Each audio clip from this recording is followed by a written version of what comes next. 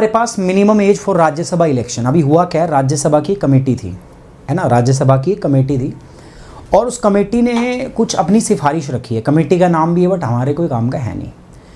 मुद्दा क्या है मैं आपको समझाता हूँ। कमेटी ने रिकमेंड किया है कि जो एज है राज्यसभा के अंदर में नियुक्त होने की, इलेक्शन इन द राज्यसभा, जिसको हम एलिजिबिलिटी कहते हैं, संविधान के अंदर आर्टिकल 84 है जो पार्लियामेंट के अंदर में आपकी एलिजिबिलिटी सेट करता है कि पार्लियामेंट का मेंबर बनने के लिए आपके पास क्या क्या खासियत होनी चाहिए।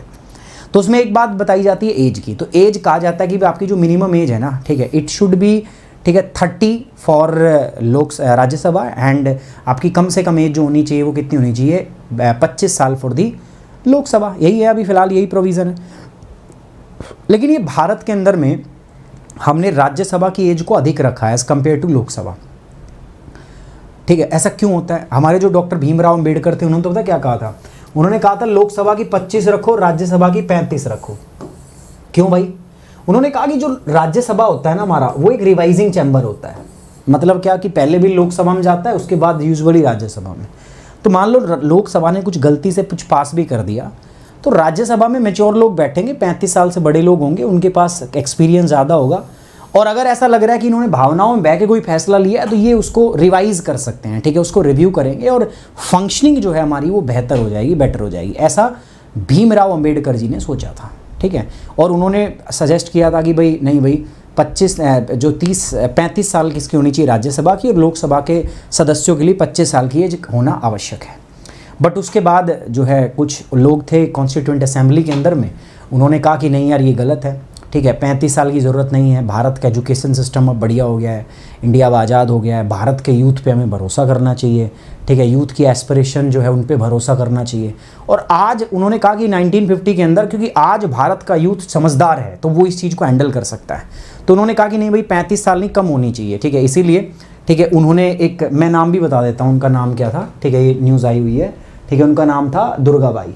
तो दुर्गाबाई जी जो है एक फ्रीडम फाइटर थी, तो इन्होंने कहा कि नहीं भाई ये एज जो है ना ये कितनी होनी चाहिए, 30 होनी चाहिए। एक तो और भी थे, मैं बताऊंगा उनका, उन भाई साहब ने कहा कि नहीं भी और कम होनी चाहिए। उन्होंने कहा कि 21 साल होनी चाहिए, 21 ईयर, दोनों के लिए, लोकसभा के लिए भी राज्यसभा के लिए भी, ठीक है। उन्होंने एग्जाम्पल दिया कि ब्रिटेन के प्रधानमंत्री थे, वो 24 साल के अंदर में PM बने थे, रिकॉर्ड बनाया था। वो कह रही थी इतना, अब देखो यार 24 साल का प्रधानमंत्री, कोई प्रधानमंत्री थोड़ा 21 साल में प्रधानमंत्री बन जाए तो वो क्या ही कर लेगा, एक्सपीरियंस नहीं होता ना उसको। सिर्फ एज नहीं होनी चाहिए। वो डॉक्टर भीमराव अंबेडकर ने कहा कि यार देखो सुनो मेरी बात, ये 21 वाली बात तो तुम्हारी गलत है, क्योंकि सिर्फ एज मैटर नहीं करती, और भी बहुत सारी चीज़ें होनी चाहिए ना। आप वोट डालने वाले हो जाते हो, उस टाइम पे 21 साल वोटिंग एज थी, तो ऐसा नहीं कि आप वोट डालने वाले हो गए तो आप प्रधानमंत्री बन सकते हो, आप राज्यसभा में जाके बैठ सकते हो, ये काम जिम्मेदारी का है। लेकिन फिर भी उन्होंने दुर्गाबाई जी की बात मानते हुए एक अमेंडमेंट प्रपोज किया, संशोधन किया, और जो पहले एज को हम 35 डिसाइड कर रहे थे ना, उस एज को हमने 30 कर दिया बाद में। Earlier it was 35 but later on we decided it to be at 30। हमने कहा 30 सही है भाई, 30 से ज़्यादा नहीं करते हैं, 30 से ज़्यादा किया तो फिर मामला क्या हो जाएगा, गलत हो जाएगा। तो मिनिमम एज जो है राज्यसभा के इलेक्शन के लिए वो फिर उस टाइम पे कितनी सेट की गई भाई, 30 सेट की गई। अभी राज्यसभा की कमेटी बनी है तो उन्होंने भी कहा है कि जो एज है उसको कम कर देते हैं। मतलब अभी एज कितनी है, 30, तो वो कह रहे हैं कि अभी 30 है लेकिन 30 से 25 कर देते हैं। लेकिन इलेक्शन कमीशन ने उसमें मना किया। इलेक्शन कमीशन ने कहा है कि हमारे जो फाउंडिंग फादर हैं उन्होंने जो भी किया है बहुत सोच समझ के किया है, ठीक है। अब उनकी सोच पे उंगली मत उठाओ आप, और बहुत ज़्यादा आपको लगे कि यार बिल्कुल गले में फंसा हुआ है, ऐसा जब सिचुएशन आए तो अलग बात है, नहीं तो इसको ऐसे ही रहने दो। चीज़ों को चेंज मत करो, चीज़ों में बदलाव मत करो। अगर आप ऐसा करोगे तो फिर वो बाद में जाके चीज़ें कम्बरसम होंगी, मुश्किल हो जाएंगी। तो जब बहुत ही ज़्यादा कहते हैं सर पे आन पड़े तो बात अलग है, ठीक है, नहीं तब तक उसको ऐसे कैसा चलने दो। तो यही सारी चीज़ें हम इसमें डिस्कस करने वाले हैं कि किस प्रकार राज्यसभा की कमेटी ने क्या कहा, कॉन्स्टिट्यूएंट असेंबली में क्या कहा, डॉक्टर भीमराव अंबेडकर का क्या प्रपोजल था, दुर्गाबाई जी ने क्या अमेंडमेंट रखा। तो ये सारी चीज़ें हम डिस्कस करेंगे। तो basically it's part of GS paper 2। GS paper 2 का भाग है जिसमें हम पार्लियामेंट, स्टेट लेजिस्लेचर, ये सारी चीज़ें बात करते हैं। इंडियन जो कॉन्स्टिट्यूशन है उसके बारे में बात करते हैं, पार्लियामेंट, स्टेट लेजिस्लेचर के बारे में बात करते हैं डिटेल से, ठीक है।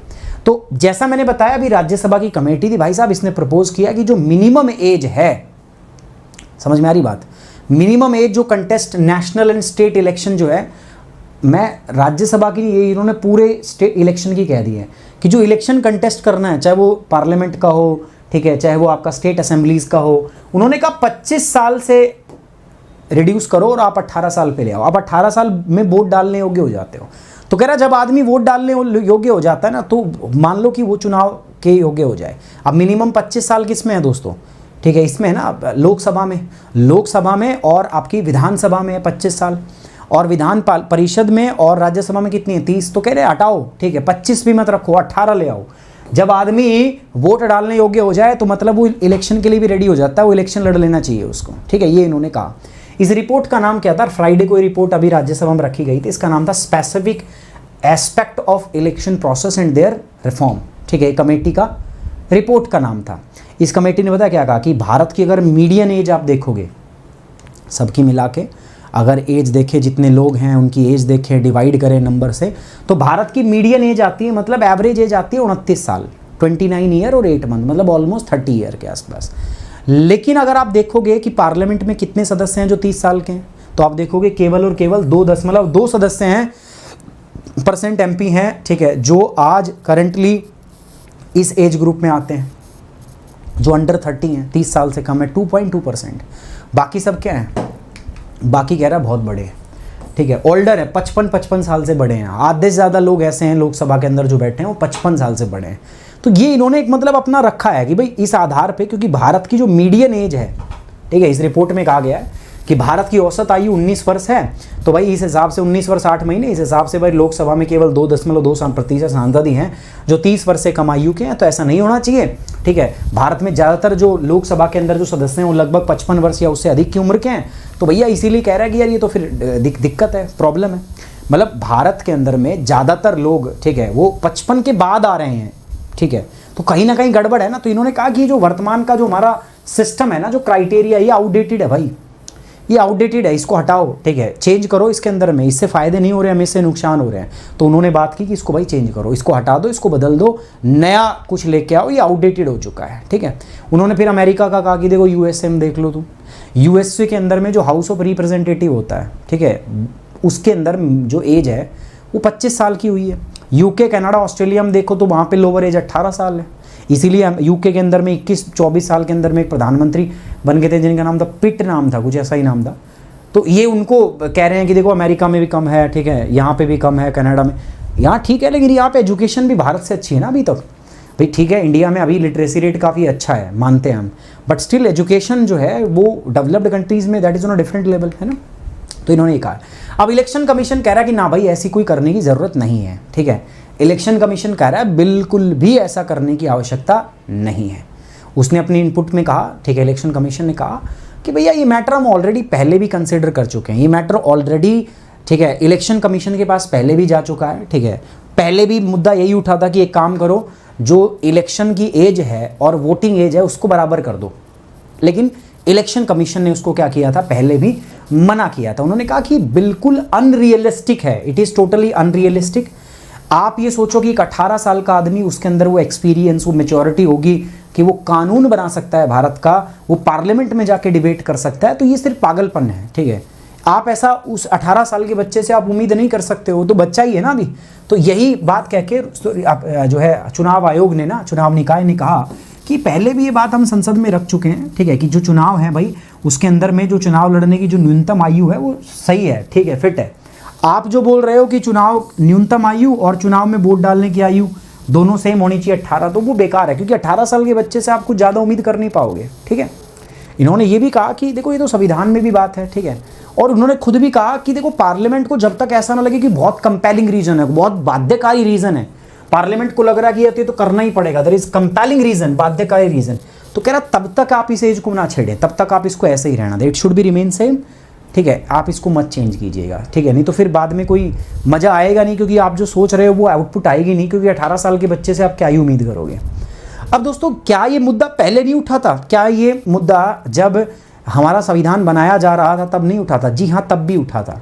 भारत के संविधान के अंदर आर्टिकल 84 के अंदर में लोकसभा और राज्यसभा के मेंबर बनने के लिए एज बताई जाती है कि किस एज के अंदर आप लोकसभा और राज्यसभा के मेंबर बन सकते हैं। ये आर्टिकल 84 के अंदर प्रावधान है, ठीक है। तो आज लोकसभा के लिए 25 साल और राज्यसभा के लिए कितना हो रहा है भाई?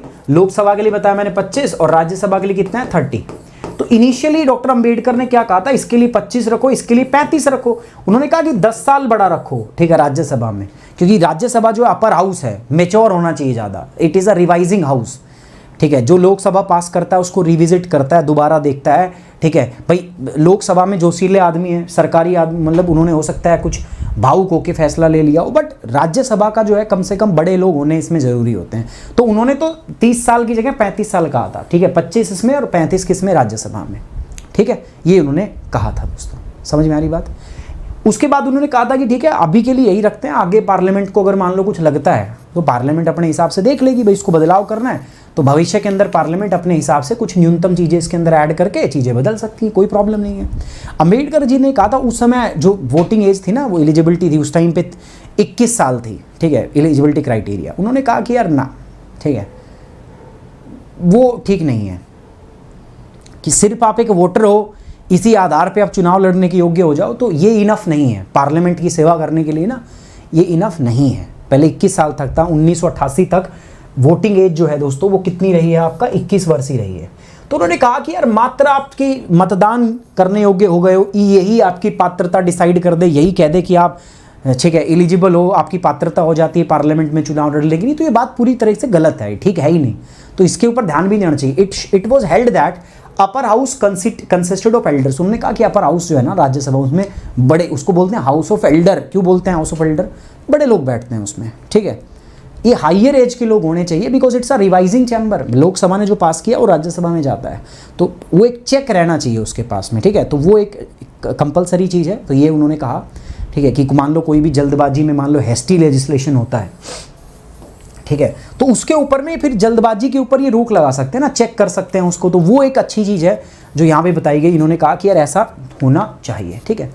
The function that he is required to discharge in the house require experience, ठीक है। अंबेडकर जी ने कहा कि भैया सुनो, जो इनको काम करना है ना, जो इनका कार्य का निर्वहन करना है, पूरा देश का कानून ये बनाएंगे, तो इनसे यार आप थोड़ी सी इनको अनुभव होना चाहिए, इनके व्यवहार के अंदर में वो नॉलेज दिखनी चाहिए, वो प्रैक्टिकल एक्सपीरियंस दिखना चाहिए। तो ये उन्होंने कहा कि ज़रूरत है, ठीक है।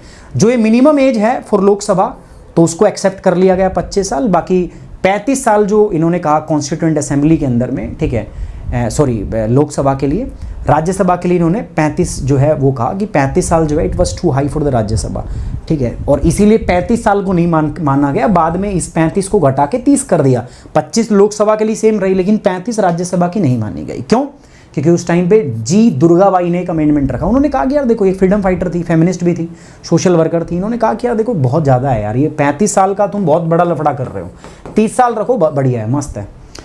उन्होंने कहा कि यार हमारे यूथ लोग हैं ना, उनकी एस्पिरेशन पे भरोसा करो, थोड़ा यूथ पर थोड़ा ट्रस्ट दिखाओ। हमारा आज का यूथ बहुत कुछ कर सकता है, पुराने वाला यूथ नहीं है, वो बहुत कुछ चीज़ें देख के कर सकता है, बहुत कुछ सही कर सकता है। तो इसीलिए उन्होंने कहा कि भाई नहीं, फिर इनकी बात मानी भी गई, 30 कर दिया गया। इनके साथ एक और भी थे, केवी कामत जी, तो और भी मतलब क्रांतिकारी बात कह रहे थे। वो तो कह रहे थे दोनों हाउस की जो वोटिंग एज है उसको 21 कर दो, ठीक है, 21 ईयर एज। तो ये तो बहुत मतलब रिवॉल्यूशनरी चीज़ कह रहे थे, क्रांतिकारी। बट फिर इनकी बात नहीं मानी गई, ठीक है।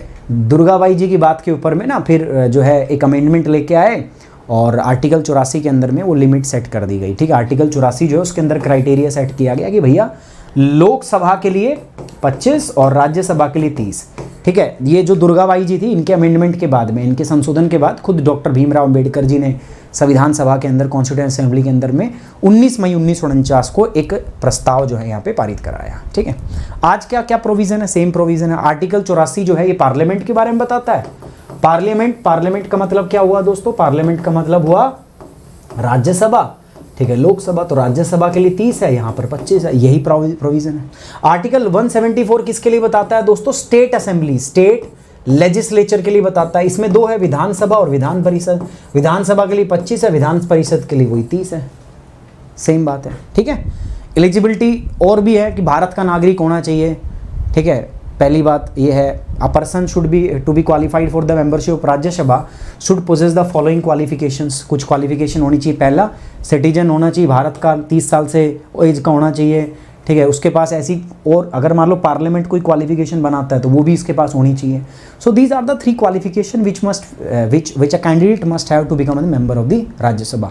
मेरे हिसाब से पूरा डिबेट आपको समझ में आ गया, ठीक है। तो मैंने पूरा इतिहास बता दिया कि राज्यसभा और लोकसभा में तो कोई डिबेट रहा नहीं है, ठीक है, पहले दिन से। हाँ, कई बार कहा गया है कि 21 कर दो, एचवी कामत जी जो थे उन्होंने कहा, ठीक है। ये कमेटी जो हमारी अभी जो राज्यसभा में थी, इन्होंने रिपोर्ट में भी कहा है, बट इस बात को कभी कंसिडर किया नहीं गया है, ठीक है। हाँ, राज्यसभा की कंसिडर करके ये सारी चीज़ें हुई हैं, बदलाव भी हुए हैं, तो वो मैंने आपको कंप्लीट बता दिया दोस्तों। अब आते हैं रिलेटेड सर्च पे दोस्तों। देखो, कुछ चीज़ें ऐसी होती हैं जो आपको खुद से पढ़नी होती हैं, सारी चीज़ें पढ़ाई नहीं जा सकती, तो ये वही चीज़ है। इसमें आपको ध्यान देना है राज्यसभा के इलेक्शन के ऊपर, राज्यसभा का चुनाव कैसे होता है, presiding officer of the Rajya Sabha के प्रिसाइडिंग ऑफिसर के बारे में, ठीक है, जो है चेयरमैन जिनको हम कहते हैं, डेप्यूटी चेयरमैन या पैनल ऑफ वाइस चेयरपर्सन, आजकल न्यूज़ में रहे हैं ये सारी चीज़ें, तो वो आपको देखनी है इन टर्म्स ऑफ यहाँ पे रिलेटेड सर्च के अंदर। प्री के बारे में बात करते हैं sir, what are the important things for the prelims के लिए सर आपसे पूछ सकता है कि अगर आप MP बनना चाहते हो एज क्या है, कौन से आर्टिकल में आती है एज, राज्यसभा के लिए क्या क्या एलिजिबिलिटी क्राइटेरिया है, कौन सा आर्टिकल बताता है, राज्यसभा क्या है, अंबेडकर जी ने क्या कहा था, दुर्गाबाई जी ने क्या कहा था, है ना। ये सारी बातें आपको पता होनी चाहिए फॉर प्रीलिम्स पर्सपेक्टिव, ठीक है। Okay, that's all. आगे बढ़ते हैं, मेंस का क्वेश्चन बात करते हैं, ठीक है। मेंस का सवाल यही है, क्या आपको लगता है कि भाई राज्यसभा के अंदर जो एज है उसको कम कर देना चाहिए, ठीक है। क्या आपको लगता है, अब आप अपने व्यूज़ बता दो इस पर, ठीक है, क्या आपको भी लगता है। अब देखिए, इसमें महामारी होगी, यहाँ पे बरसात होगी, कोई कहेगा हाँ लगता है, कोई कहेगा नहीं लगता। अगर हाँ है तो अभी लॉजिकली आप एक्सप्लेन कीजिए उसको, और अगर आपको लगता है ना है तो भी लॉजिकली एक्सप्लेन उसको कीजिएगा। बट मैं क्या मानता हूँ ना, जब भी ऐसा हो ना तो बीच का रास्ता चुन लो, एक्सप्लिसिटली कुछ कहो ही मत। अब जब से पूछा जाए कि बताओ ये हो गए, कुछ कहो मत। अब दोनों के पक्ष और विपक्ष की बातें रख दो ठीक है। इसने आपसे सवाल पूछा, आप दोनों बता दो कि देखो कम करेंगे तो ये दिक्कत होंगी, ये फ़ायदे होंगे, और ज़्यादा करेंगे तो ये दिक्कत, ये फ़ायदे, ऐसे करके लिख दो, है ना। अब कॉन्स्टिट्यूएंट असेंबली के क्या व्यूज़ थे, तो 3 आदमियों का इसमें जिक्र कर देना, पहला अंबेडकर जी, दूसरा दुर्गाबाई जी, और मैंने बताया KV कामत, है ना। बस हो गया, 3 आदमियों का हो गया कॉन्स्टिट्यूएंट असेंबली का। इलेक्शन कमीशन की बात करना चाहो वो भी कर सकते हो, ठीक है। तो ये आराम से मेरे हिसाब से सवाल को लिख सकते हो, ठीक है। अब ये पूरा का पूरा जो क्वेश्चन है ना दोस्तों, this is completely current affair based. ये क्या है, करंट अफेयर बेस्ड क्वेश्चन है कंप्लीटली, तो आप इजीली इसको कर सकते हो, ठीक है। There is no problem in this, आप करोगे हो जाएगा। अब कोई कहे कि सर ये नहीं होगा, मेरे से नहीं लिखा जाएगा, मैं आंसर राइटिंग प्रैक्टिस कैसे करूं, मेरा बैच ज्वाइन कराओ, आप मेरा आंसर चेक करो, तो वो फिर इसी मामले में फंसा रहेगा पूरी ज़िंदगी भर। प्लीज़ वीडियो को लाइक करें, शेयर करें, अगर आप चैनल पे नए हैं तो भाई चैनल को सब्सक्राइब भी कर लीजिएगा दोस्तों। ये मेरे 4 अलग अलग चैनल्स हैं यूट्यूब पर, ज्योग्राफी 101, UPSC 101, करंट अफेयर 101 और NCERT 101। मैं चाहता हूँ दोस्तों कि आप सारे के सारे लोग जो हैं इस पे मेरे साथ जुड़ जाएं, ठीक है। मुझे यहाँ पर फॉलो करें, चैनल के साथ जुड़ें। मेरे साथ अनअकैडमी पे जुड़ने के लिए आप मुझे सुमित कुमार के नाम से फॉलो करेंगे। जैसे ही आप मुझे सुमित कुमार के नाम से फॉलो करेंगे, उसके बाद मैं आपको बता दूं दोस्तों, कोई भी क्विज होती है, कोई भी स्पेशल क्लास, कोई भी प्लस कोर्स आता है दोस्तों, आपको नोटिफिकेशन आ जाएगा। साथ ही साथ जब मेरे साथ जुड़ेंगे तो मेक श्योर आपका कोड क्या हो दोस्तों, सुमित 10 जैसे ही आप यूज करेंगे यू विल गेट 10% डिस्काउंट, और आपको मिल जाएगा दोस्तों शॉर्ट गाइडेंस, ठीक है। मैं खुद आपको पूरी UPSC की प्रोसेस में गाइड करूंगा दोस्तों। आपका स्वतंत्रता दिवस आने वाला है, फ्रीडम, ठीक है, स्वतंत्रता दिवस के उपलक्ष्य पर 50% डिस्काउंट आपको अनअकैडमी की तरफ से मिल रहा है दोस्तों, 50% यूज डिस्काउंट। देखो, 1 साल का सब्सक्रिप्शन अगर मान लो आप 2024 में UPSC टारगेट कर रहे हैं तो आपको सिर्फ और सिर्फ 48,749 के अंदर में मिल रहा है, ठीक है, 1 साल का। 2 साल का 66,000 में मिल रहा है दोस्तों। सो बढ़िया डिस्काउंट है, बढ़िया ऑफर है, तो जाइए कोड यूज कीजिए सुमित 10 और जल्दी से जाके यार सब्सक्राइब कर लीजिएगा।